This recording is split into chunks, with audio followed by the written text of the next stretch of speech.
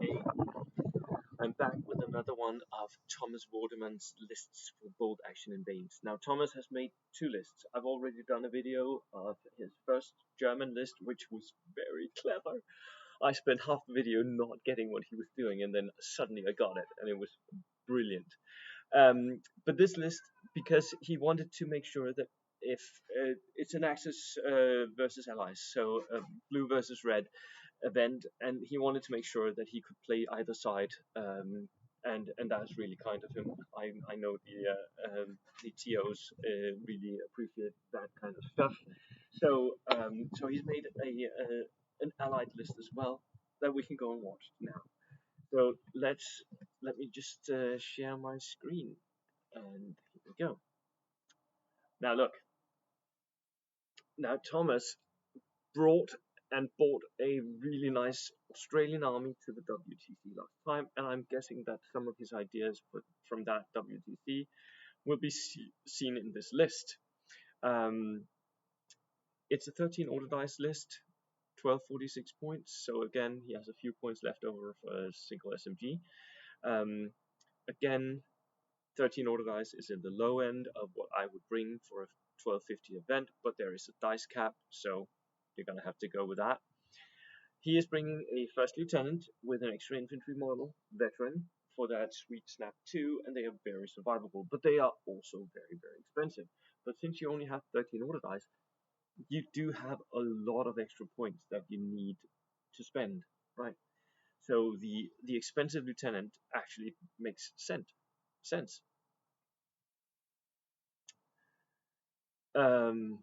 Sorry, I spoke American there, didn't I?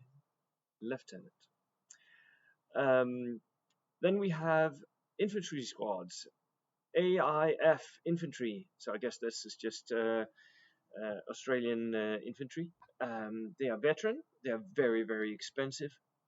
And he's bringing full strength units. I guess the Thomas, you get if you're bringing full strength units, the LMG you get that for free in the pack. So you might actually cut off a few points on these units here. Because we're bringing 10-man units, 8 riflemen, 1 submachine gun, 1 LMG. So I think you can actually save a few points here, because the LMG is for free. Then we have the free forward artillery observer. Brilliant, lovely. Bringing him regular with an extra man. Australia is next. That gives stubborn to all of your troops, but all of the rest, I can't remember what that actually does. We have another infantry section here. 8 riflemen, submachine gun, light machine gun. The same. Again, very expensive. Let's continue back to these rules. Aggressive patrolling. The Australian player may choose to place before deployers if he so desires. Okay, so you can control the forward deployment game. That is nice. In addition, no enemy forward deploys can be set up within 18 inches of an Australian unit already deployed. Yes, so you can totally dominate the deployment game here. That's pretty good. Australia is next. All Australian infantry gains the stubborn rule. Okay. Never give up. When defending in an assault, Australian infantry count as having the fanatic special rule. So you don't want to assault, you want to defend. I like it. It does lend itself to some very specific playstyle. So defensive skirmishing and pushing forward, that makes sense. A medium machine gun team, veteran. It does give some bonuses in this pack, so it might be worth it. A medium mortar, veteran with spotter, lovely. It is expensive, but you have the points, Thomas.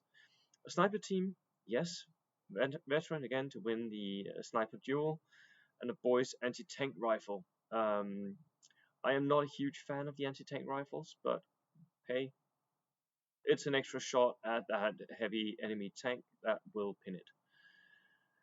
Light artillery, that's the 25-pounder. The British 25-pounder is really good. Veteran again, he's spending the points, you know. and a recce carrier regular, with a voice anti-tank rifle. Again, this is so that he can pin the heavy tanks, and then he brings a Lee 1. The Lee 1 is actually very good. It is a medium tank 9+.